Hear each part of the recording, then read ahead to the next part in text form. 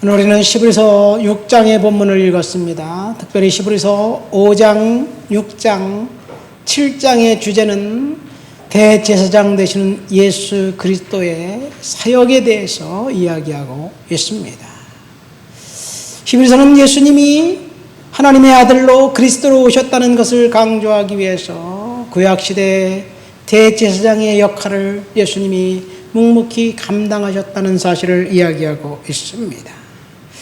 예수님은 멜기세덱이라는 신비의 왕의 그 반열을 쫓은 대제사장이었다라고 이야기합니다. 이 제사장 제도, 제사 제도는 이 모세에 의해서 하나님께서 출애굽기 20장의 시내산에 있을 때 하나님이 가르쳐 주셨습니다. 모세가 제사장을 아론과 그의 아들들에게 삼았는데 그 이전에도 제사장이 있었습니다. 아브람, 이삭, 야곱도 제사장이었고 욥도 제사장이었습니다. 이렇게 모세 이전에도 제사장들이 있었습니다. 가인은 그 곡식의 첫 소산으로 하나님께 예배를 드렸고 제사를 드렸고, 아벨은 양의 첫 새끼를 통해서 예배를 드렸습니다. 하나님께서 가인의 예물은 받지 않았고 아벨의 제사는 받았다는 이야기를 성경을 통해서 읽을 때 곤혹스럽습니다. 왜 하나님이 가인의 예배를 받지 않았고 아벨의 예배를 안 받았는지 답이 없기 때문에 그래요. 그래서 많은 목사님들이 그렇게 설명합니다. 아벨은 양을 잡아 죽였고 피의 제사를 드렸기 때문에 하나님이 받으셨고, 가인은 피의 제사가 아니었기 때문에 받지 않았다라고 이야기하는데 사실 그 해석은 틀렸습니다. 왜냐하면 히브리서 11장에 분명하게 아벨은 믿음으로 제사를 드렸다고 이야기합니다. 그런 가인은 믿음이 빠진 제사를 드렸지요. 믿음이 빠진 제사는 뭐냐? 그저 매너리즘에 빠져서 하나님 앞에 제사해야 된다는 그런 의무감 때문에 그냥 습관적으로 제사를 드렸기 때문에 하나님이 이 가인의 예물을 받지 않은 것이 성경의 이야기입니다. 저와 여러분들이 하나님 앞에 예배하기 위해서 이 시간 나왔습니다. 가인처럼 매너리즘에 빠져서 예배하는 것이 아니라 아벨처럼 믿음으로 하나님 앞에 우리가 전심을 다해 예배하고 하나님을 섬길 때 우리 예배가 하나님께서 받으시는 그런 산제물, 산제사가 될 줄 믿습니다. 아브라함, 이삭, 야곱, 멜기세덱, 욥 이런 사람들은 다 제사장이었습니다. 그리고 예수님은 모세의 후손인 모세의 형인 아론이 아니라 멜기세덱의 그 뒤를 계승한 제사장이었다고 오늘 히브리서 5장, 6장, 7장에는 이야기하고 있습니다. 그러니까 오늘 본문의 핵심은 아브라함이 받은 축복을 이야기하면서 아브라함이 받은 축복은 예수님께서 대제사장 그 역할을 감당하기 위해서 하나님께서 아브라함에게 복을 주셨다는 것을 이제 이야기하고 있습니다. 하나님께서 아브라함과 하신 언약을 이야기하면서 그 언약의 핵심에는 예수 그리스도와 십자가와 보혈이라는 사실을 이야기하고 있습니다. 예수님께서 휘장 안에 들어가셔서 성취한 그 언약은 저와 여러분들이 예수 그리스도의 보혈로 말미암아 구원에 귀결된다는 이야기입니다. 여러분, 아브라함이 하나님의 언약을 따라 축복을 받았다는 이야기를 하는데, 그런데 아브라함 축복의 이야기의 결론을 뜬금하고 생소하게 예수님께서 휘장에 들어가셨다는 이야기로 결론을 냅니다. 여러분, 진짜 축복이 무엇인지를 오늘 본문에서 이야기해주고 있는 거예요. 여러분, 축복은 한마디로 말해서 인간이라면 누구나, 사람이라면 누구나 다 이제 원하는 것이 축복입니다. 인간이 생각하고 행동하고 말하는 것, 그리고 판단하는 것의 기준이 축복이에요. 그래서 어쩌면 축복이 인생의 전부라고 이야기할 해도 과언이 아닙니다. 축복받기 위해서 공부하고, 축복받기 위해서 결혼하고, 축복받기 위해서 심지어 사기도 치고 살인도 서슴지 않는 거예요. 그렇다면 진짜 축복, 진짜 잘됨과 번성이 무엇인지 아브라함의 이야기를 통해서 오늘 저와 여러분들에게 이야기해주고 있습니다. 성경에서 축복하면 빼놓을 수 없는 사람이 아브라함입니다. 아브라함의 이야기는 하나님의 언약의 이야기이고 축복에 대한 이야기입니다. 하나님은 아브라함과 언약한 대로 하나님께서 아브라함에게 축복하셨습니다. 그런데 오늘 본문에 보니까 하나님이 아브라함과 언약하실 때 맹세하면서 내가 반드시 너에게 복주고 복주며 너를 번성하게 하고 번성하게 하리라, 이렇게 하나님께서 맹세하면서 아브라함에게 약속하셨다고 이야기하고 있습니다. 그런데 창세기를 보면 하나님이 아브라함에게 복 주시겠다고 맹세했느냐? 헷갈려요. 그렇지 않은 것 같아요.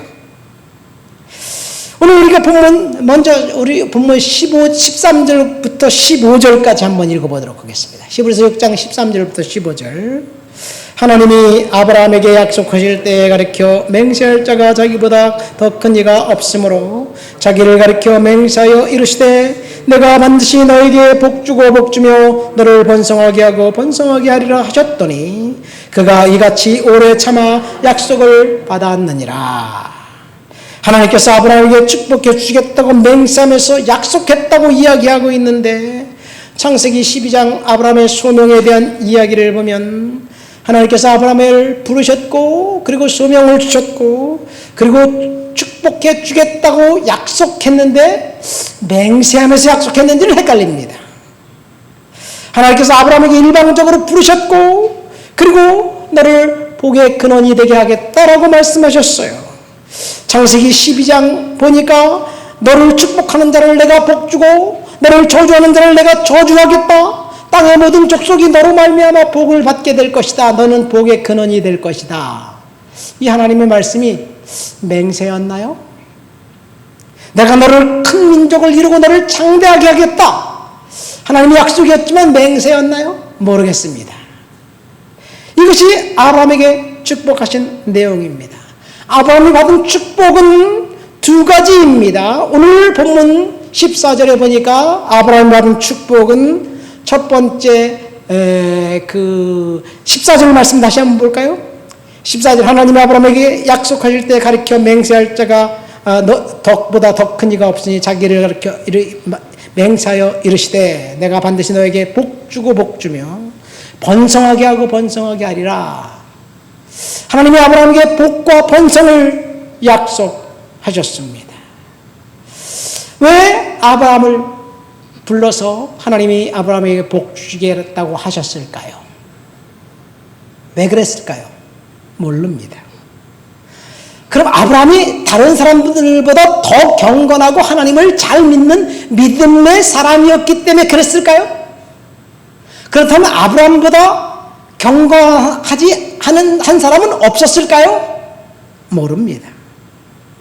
자, 우리는 아브라함의 그 소명 이야기를 창세기 12장부터 우리는 보는데 사실은 아브라함의 소명 이야기는 창세기 12장이 아니라 11장에서 시작됩니다. 우리 창세기 한번 볼까요? 창세기 11장 27절부터 12장 3절까지 우리 한번 다 같이 읽어보도록 하겠습니다. 창세기 11장 27절 다 같이 읽겠습니다. 데라의 족보는 이러하니라. 데라는 아브람과 나홀과 하란을 낳고 하란은 롯을 낳았으며 하란은 그 아비 데라보다 먼저 고향 갈대아인의 우르에서 죽었더라. 아브람과 나홀이 장가들었으니 아브람의 아내의 이름은 사레며 나홀의 아내의 이름은 밀가니라. 하란의 딸이요 하란은 밀가의 아버지며 또 이스가의 아버지더라. 사레는 임신하지 못함으로 자식이 없었더라. 데라가 그 아들 아브람과 하란의 아들인 그의 손자 롯과 그의 며느리 아브람의 아내 사레를 데리고 갈대아인의 우르를 떠나 가나안 땅으로 가고자 하더니 하란에 이르러 거기 거래하였으며 데라는 나이가 205세가 되어 하란에서 죽었더라. 창세기 12장. 여호와께서 아브라함에게 이르시되 너는 너의 고향과 친척과 아버지의 집을 떠나 내가 네게 보여줄 땅으로 가라. 내가 너로 큰 민족을 이루고 네게 복을 주며 내 이름을 창대하게 하리니 너는 복이 될지라. 너를 축복하는 자에게는 내가 복을 내리고 너를 저주하는 자에게는 내가 저주하리니 땅의 모든 족속이 너로 말미암아 복을 얻을 것이라 하신지라. 이 구절에 보면 창세기 11장은 아브라함의 아버지 데라의 이야기를 하고 있습니다. 우리는 그렇게 알고 있어요. 아브라함에게 하나님이 너는 본토 친척 아버지 집을 떠나라. 그래서 아브라함이 아내 사라와 조카 롯을 데리고 갈대우르를 떠났다고 알고 있습니다. 그런데 성경 말씀과 우리가 알고 있는 지식은 약간 다릅니다. 아브라함이 갈대우르를 떠난 건 맞아요. 그러나 아브라함이 갈대우르를 떠난 것 결론적으로는 맞지만 사실 갈대우르 우상의 도시 갈대우르를 떠난 사람은 누구예요? 그의 아버지 데라가 아들 아브라함과 며느리 사라와 손자 롯을 데리고 떠났어요. 자, 갈대우르는 우상의 도시 맞습니다. 아브라함의 소명 이전에 아버지가 아들과 며느리와 손자를 데리고 갈대우르를 떠났는데 어디로 가기 위해서 떠났냐면 분명한 목적지가 있었습니다. 가나안 땅으로 가고자 하여 우상의 도시를 떠나서 하란이라는 곳에서 머물러 있다가 거기서 죽었습니다. 그때 데라의 나이가 250세였다. 왜 성경은 의도적으로 데라의 나이를 이야기하면서 하란에서 죽었다고 이야기할까요? 그건 아브라함이 받은 소명은 사실 아버지 데라가 하나님으로부터 받은 소명을 그 아들 아브라함이 계승했다, 이어받았다는 것이 성경의 이야기입니다. 그리고 창세기 12장 1절에 가서 아브라함에게 다시 나타나 본토 친척 아버지 집을 떠나라 명령했고, 그리고 아브라함은 아내와 조카를 데리고 떠났습니다. 아브라함에게는 삼형제가 있었습니다. 오늘 본문에 보면 아브라함과 하란과 라훌이 있었다고 얘기하는데, 그래서 아브라함의 이름이 먼저 나오니까 장자인 것 같은데 사실은 하란이라는 아들이 큰 아들이고 둘째가 나홀이고 아브라함은 셋째예요. 큰 아들과 셋째 아들 사이에는 나이가 차이가 꽤 됐나 봐요. 그 아브라함은 자기 조카 하란의 딸 사라와 결혼했고, 그리고 그 나홀이라는 동생도 또 하란의 딸과 결혼을 했습니다. 이것이 성경의 이야기입니다. 갈대우르에 살던 하라가 이제 그 아들들을 데리고 가나안 땅으로 가고자 떠났다가 한 곳에 머물러 거기에 살면서 그곳의 이름을 하란이라고 명명하고 그곳에서 죽었습니다. 아버지 데라가 사망했고, 그리고 둘째 아들 나홀 이야기는 여기서 침묵하고 있는데, 창세기 24장에 보면 아브라함이 그의 아들 이제 그 이삭을 위해서 며느리를 구해오라 그럴 때 그 종 엘리에셀을 보내죠. 엘리에셀이 누구에게 가서 며느리를 구해옵니까? 자기 형 나홀의 딸 중에 하나를 이제 만나서 그 딸 리브가도 그러니까 조카지요. 이삭과는 사촌지간입니다. 며느리로 삼습니다. 이때 나홀이라는 사람이 등장합니다. 그 뒤에 또 그 야곱과 에서 이야기해 보면 그 야곱과 에서 야곱이 어디로 도망가요? 외삼촌에게 도망갑니다. 외삼촌이 살고 있는 도시는 라합이라는 그 외삼촌이 있었는데 그 외삼촌 살고 있는 도시는 하란이에요. 이렇게 저렇게 보니까 하란과 나홀은 같은 성의 다른 지명이고, 어쨌든 왜 이런 이야기를 하냐면 아브라함의 소명과 축복을 설명하기 위한 것입니다. 아브라함의 소명, 아브라함의 축복은 단순히 하나님께서 아브라함에게 특별한 섭리와 축복을 주시기 위한 부르심이 아니라 그 아버지의 데라의 믿음의 결단, 신앙적인 결단에 의해서 그 아들을 하나님이 다시 불러서 소명을 주셨다는 것, 이것이 오늘 아브라함 축복의 팩트입니다.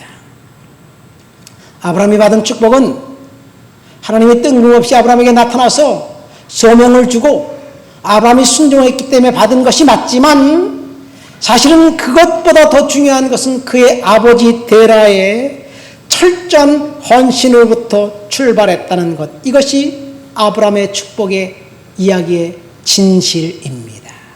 여러분, 하나님께서 아브라함에게 뜬금없이 나타난 아무 이유 없이 일방적으로 약속을 하나님이 하신 것 같지만, 사실 아버지 데라의 믿음을 계승했던 아브라함에게 하나님이 축복하신 거예요. 언약하신 거예요. 그러니까 여기 부모 세대인 저와 여러분들은 우리 후손들에게 믿음과 축복의 그를 계승할 수 있는 그런 헌신의 결단이 저와 여러분들에게 있다면 하나님께서 우리들의 후손을 복 주실 줄 믿습니다.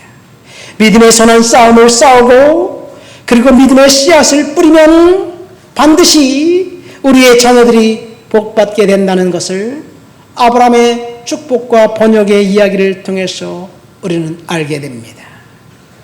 여러분, 아브라함이 받은 축복, 아브라함이 순종한 그 축복을 통해서 오늘 본문은 아브라함이 하나님이 언약하실 때에 아브라함이 두 가지 행동을 통해서 축복이 성취되었다고 이야기하고 있습니다. 첫 번째, 아브라함의 축복은 인내로부터 출발했다고 이야기하고, 두 번째는 소망을 갖고 있었기 때문에 아브라함의 축복이 성취되었다는 것을 이야기하고 있습니다. 본문 15절 말씀 보세요. 그가 이같이 오래 참아 약속을 받았느니라. 14절에 보면 아브라함의 형통은 이제 물질적인 축복이었습니다. 이 땅을 사랑하는 동안 필요한 것들을 하나님께서 공급해 주시겠다고 하나님이 아브라함에게 약속하셨는데, 그 아브라함이 하나님의 언약을 성취했던 동의는 인내였고 또 다른 하나는 소망이었다는 것을 알게 됩니다. 그러니까 아브라함이 하나님 앞에 소명을 받고 창세기 12장에서 이제 순종했습니다. 그리고 구체적으로 인내와 소망을 통해서 하나님께서 아브라함을 복 주셨다는 이야기가 핵심입니다. 아브라함이 본토 친척 아버지의 집을 떠나라는 명령을 받았을 때 하나님께서 아브라함에게 내가 네게 보여줄 땅으로 가라고 말씀하셨고, 구체적으로 어디로 가라고 말씀하진 않았어요. 물론 그 아버지 데라가 가나안 땅으로 가려고 갈대아우를 떠나서 하란에서 정착했고, 지금 아브라함이 부름받은 곳은 하란입니다. 그리고 그곳에서 하나님의 다시 아브라함에게 나타나셔서 소명을 줍니다. 내가 너에게 가르쳐줄 땅으로 가라. 그래서 아브라함은 하나님의 말씀을 듣고 일단 순종했습니다. 그리고 길을 떠나서 보니까, 나중에 가서 보니까 그것이 가나안 땅이었어요. 마침내 가나안 땅에 들어갔더라. 창세기 12장 5절에 있습니다. 그래서 거기서 아브라함이 제단을 쌓고 하나님의 이름을 불렀습니다. 아브라함은 지금 하나님이 가라고 한 땅, 정확한 목적지 가나안 땅에 도착했습니다. 그러면 하나님이 아브라함에게 축복하시기를 약속하셨던 축복이 그곳에서 있어야 되지 않을까요? 근데 창세기 12장에 보면 아브라함이 가나안 땅에 하나님 말씀을 듣고 도착했는데, 도착해서 보니까 그곳에 기근이 있었더라. 그런 내용이에요. 여러분, 하나님의 말씀에 순종했는데, 그런데 언약을 성취하기 위해서 가보니까 축복이 기다리고 있는 것이 아니라 고난이 기다리고 있었다는 거예요. 기근이 기다리고 있었습니다. 그렇습니다. 하나님의 약속은 있어도 그 약속이 현실화되기 위해서는 필요한 것이 오늘 본문에 보면 인내와 소망이었다는 것을 이야기합니다. 아브라함이 축복받은 이유는 첫째, 하나님이 약속한 약속을 믿고 순종했습니다. 그리고 순종한 다음 인내했고, 인내하는 동안 그는 소망을 가지고 있었다는 것이 오늘 말씀의 핵심입니다. 여러분, 축복은 하나님 말씀에 순종하고 인내하면서 소망을 갖고 있는 사람들에게 하나님이 주신다는 사실을 믿으시기를 예수님의 이름으로 축원드립니다. 인내란 말은 뭐냐?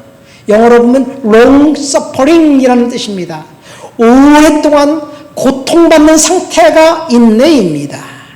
긴 고난의 터널을 지난 사람만 하나님이 디자인한 축복을 받아 누릴 수 있게 됩니다.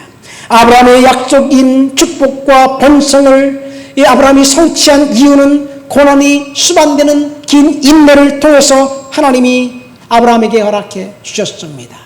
고난이 없는 축복은 없다는 이야기예요. 사무엘상 1장에 보면 한나라는 여성이 나옵니다. 한나는 결혼을 했는데 남편이 그를 사랑했는데 그에게 자녀가 없었어요. 하나님이 자녀를 허락해 주지 않습니다. 불임이라는 고난이 한나로 하여금 기도하게 만들었고, 그가 기도한 한나에게 하나님이 그 고난을 통해서 아들을 주었는데 그 아들이 사무엘이에요.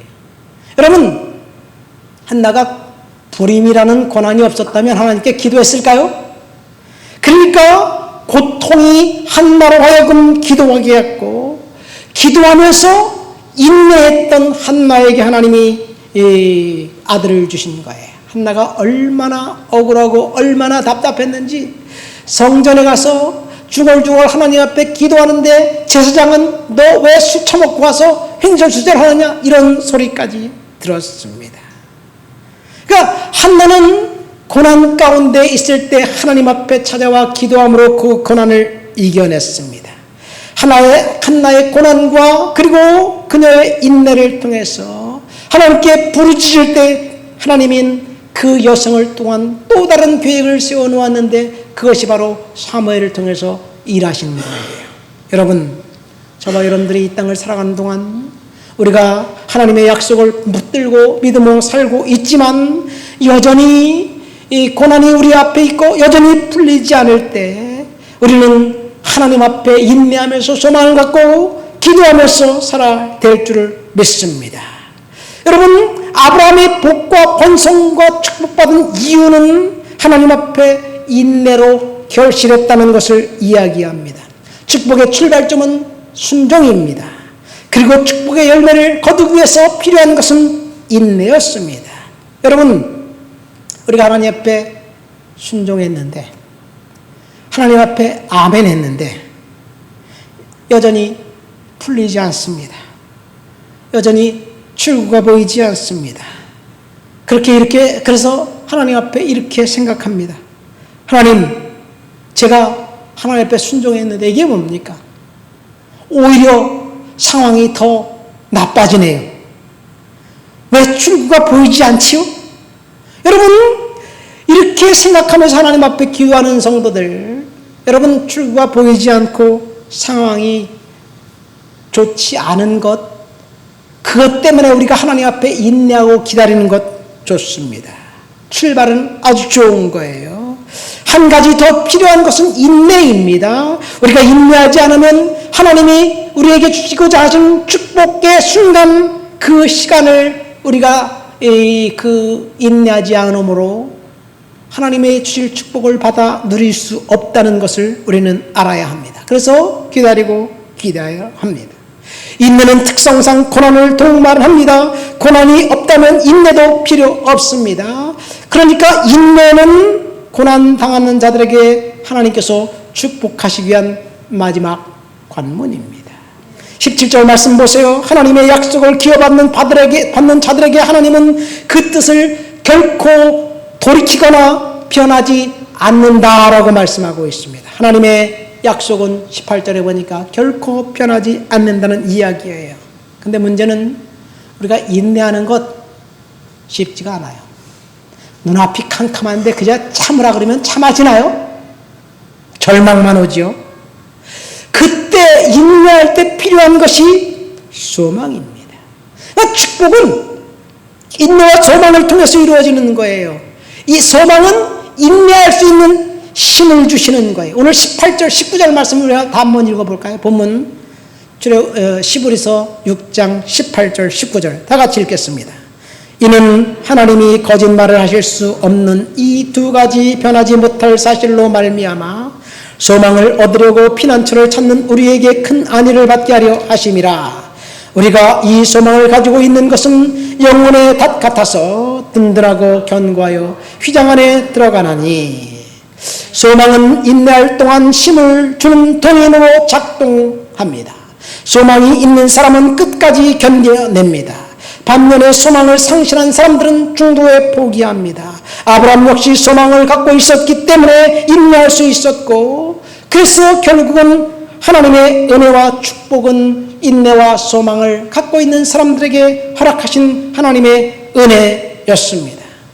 민수기 13장에 보면 가나안 땅을 정탐했던 12명의 스파이들의 이야기가 나옵니다.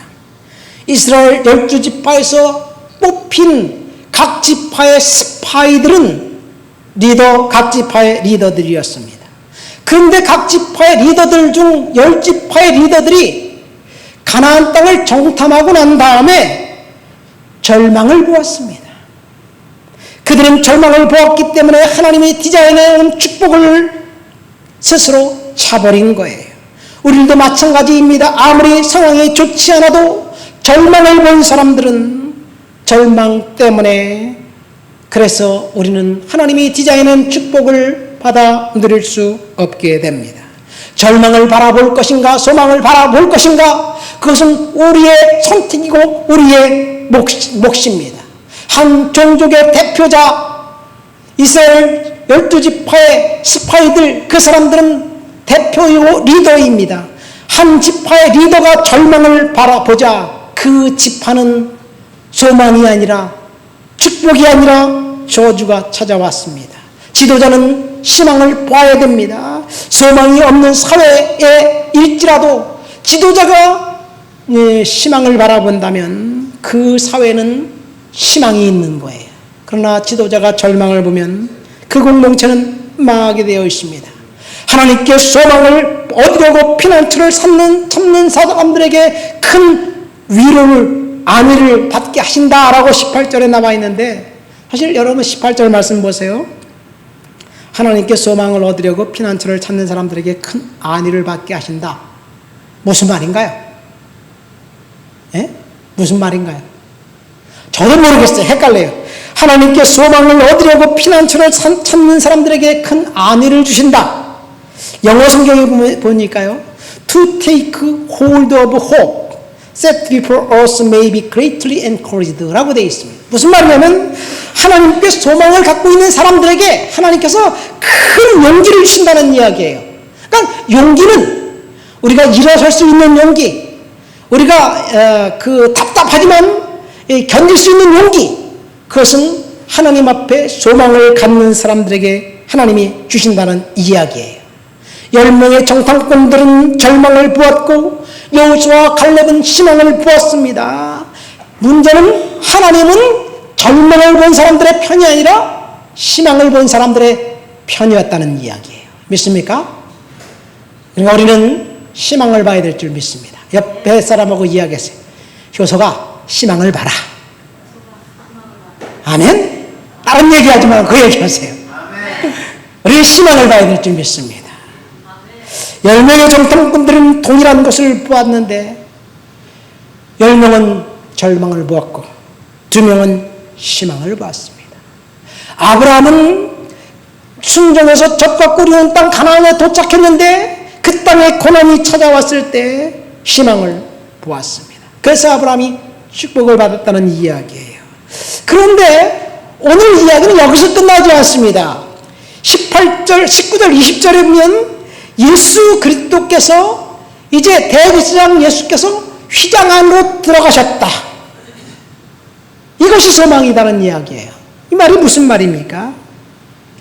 아브라함과 맺은 언약, 아브라함이 받은 축복, 그 축복을 이제 히브리서 기자가 독자들에게 설명하면서 진짜 축복은 아브라함이 받은 그 육체적인 축복, 번성과 잘됨이 아니라 예수님께서 휘장 가운데 들어간 그 사건 속에 있다는 것을 이야기하고 있습니다.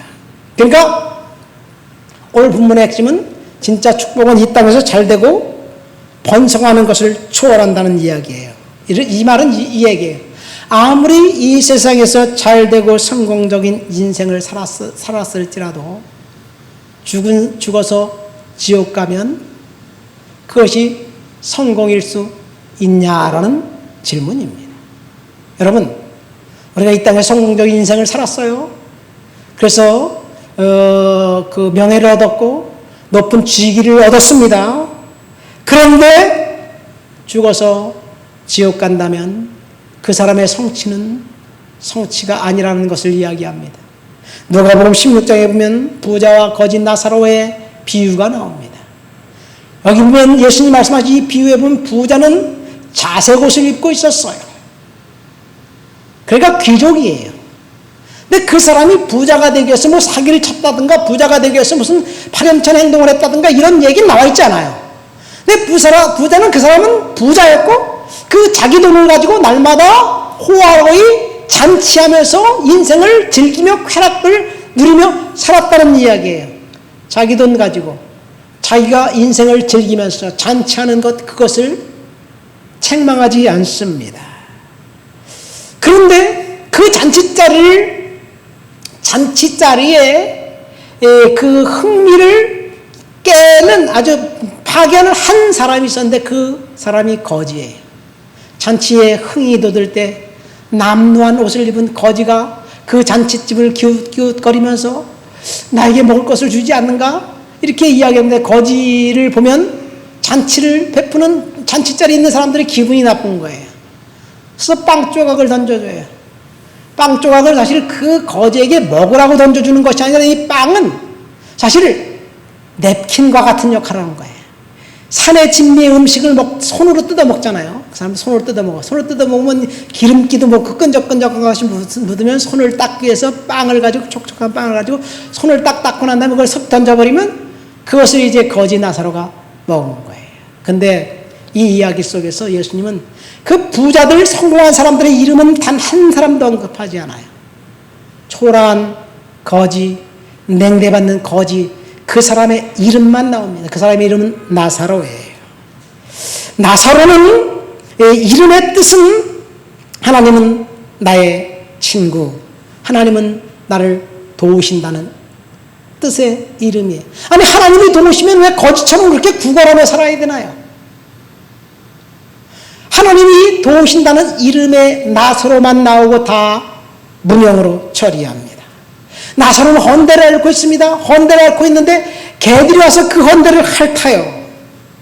여러분, 이 개는 사실은 이방인들을 이야기하고 있습니다. 그 부자들은 잔치하면서 나사로를 멸시하고 천대했지만 개들은 헌대를 핥아주면서 개들을 통해서 나사로는 위로를 받습니다. 부자들을 난처하게 했던 잔치 분위기를 깨뜨렸던 나사로. 그런데 부자들은 그를 멸시했지만 오직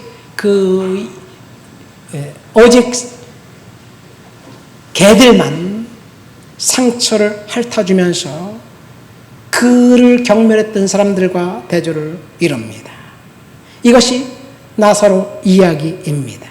여러분, 나사로 이야기가 여기까지가 본론이고 결론이라면 잔치하고 인생을 즐기는 것이 인생의 목적일 수 있는데 예수님은 이 잔치에서 이 나사로, 부자와 나사로의 비유에서 잔치하며 흥청망청 인생을 기쁘고 행복하게 살았다는 이야기, 그것이 그 이야기가 그 이야기의 서론이라는 이야기예요. 그리고 그 이야기는 거기서 끝나지 않고 본론과 결론은 심판받아서 아브라함의 품에 있는 나사로와 지옥 형벌에 있는 그 잔치를 베풀었던 부자의 이야기를 하고 있습니다. 진짜 이야기는 그러니까 뭐냐면요, 잔치했다, 인생을 즐겼다는 것이 아니라 진짜 이야기는 부자는 지옥 갔고 그리고 나사로는 아브라함의 품에서 천국에서 기뻐하고 있다는 이야기입니다. 여러분, 그러니까 진짜 축복은 이 세상에서 잘됨과 번성이 있지 않았다는 것입니다. 성소에 들어가신 예수께서 흘리신 보혈을 통해서 구원받은 사람들의 이야기가 진짜 축복이라는 것을 오늘 본문은 이야기해 주고 있습니다. 말씀을 맺습니다. 우리는 하나님의 약속과 진짜 축복이라는 제목을 가지고 은혜를 받았습니다. 아브라함을 향한 하나님의 약속은 축복과 번성이었습니다. 여기서 번성은 자녀에 대한 축복, 물질에 대한 축복, 이 세상에서 명예를 얻는 것을 이야기하고 있습니다. 아브라함은 진짜 축복받은 사람이었습니다. 그리고 아브라함의 축복의 이야기를 통해서 아브라함의 믿음을 계승한 성도들에게 하나님이 통일한 축복을 주겠다고 약속하신 거예요. 아브라함이 받은 축복은 순종의 인내와 소망을 통해서 이루어졌습니다. 우리는 이 땅을 살아가는 동안 아브라함처럼 하나님 앞에 순종하고 그리고 인내와 소망을 통해서 축복받을 수 있다는 것을 이야기합니다. 그러나 진짜 축복은 이 세상에서 잘되고 번성하는 것을 추월한다는 이야기예요. 진짜 축복은 이 세상을 다 살고 난 다음에 우리가 영생을 어디에서 보낼 것인가라는 질문에 달려 있습니다. 여러분, 우리가 인생을 다 살고 난 다음에 영생을 어디에서 보내야 할까요? 영생이 없다고요? 천국과 지옥을 가봤습니까? 이렇게 질문한다면 저 역시 대답할 말이 없어요. 왜요? 나도 천국을 가보지 않았기 때문에, 영생이 있는지 없는지 나도 모르기, 헷갈리기 때문에 그렇습니다. 목사님, 저도 헷갈려요. 영생이 있는지 없는지 모르겠어요. 세상적인 기준으로 본다. 그러나 저는 예수님이 말씀하신 그 말씀을 믿습니다. 성경에 그렇게 기록되어 있기 때문에 영생이 있고 축복과 저주가 있고 지옥과 천국이 있다는 사실을 믿습니다. 아까 부자와 나사로의 이야기는 누가 했어요? 예수님이 했습니다. 나사로는 천국 갔고 날마다 쾌락을 즐기며 잔치했던 부자는 지옥 갔다고 이야기합니다. 예수님의 말씀이 거짓말이었을까요?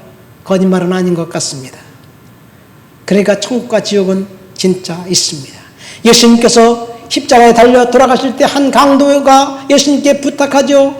예수님, 당신의 나라에 임할 때 나를 기억해 주십시오. 그러니까 예수님 뭐라고 대답했습니까? 내가 오늘 나와 함께 낙원에 있게 될 것이다 라고 이야기합니다. 낙원은 파라다이스입니다. 천국입니다. 비록 그는 죄 때문에 십자가에 달려 사형에 받아 죽지만 예수 그리스도의 은혜로 말미암아 영원히 천국 가게 되었다는 이야기예요. 그렇습니다. 우리는 하나님의 나라의 시민입니다. 만약 하나님의 나라가 내 시민이 아니라면 그럼 어느 나라의 시민인가요?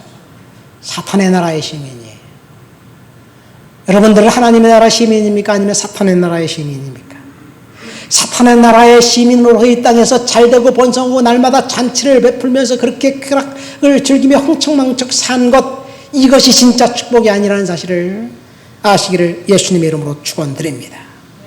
진짜 축복은 이 세상에서 잘됨을 넘어서 영생을 어디에서 보낼 것인가에 달려 있습니다. 여러분들은 영생을 어디에서 보낼 작정이십니까? 우리 다 같이 이 시간 통성으로 기도합니다.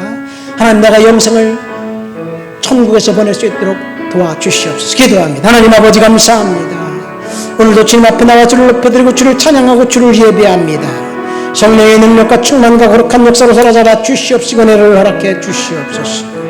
내가 이 땅을 다 살고 난 다음에 영생을 천국에서 보낼 수 있도록 주여 도와주시옵소서. 은혜 허락해 주옵소서. 능력으로 채워 주옵소서. 예수님의 이름으로 기도합니다. 아멘.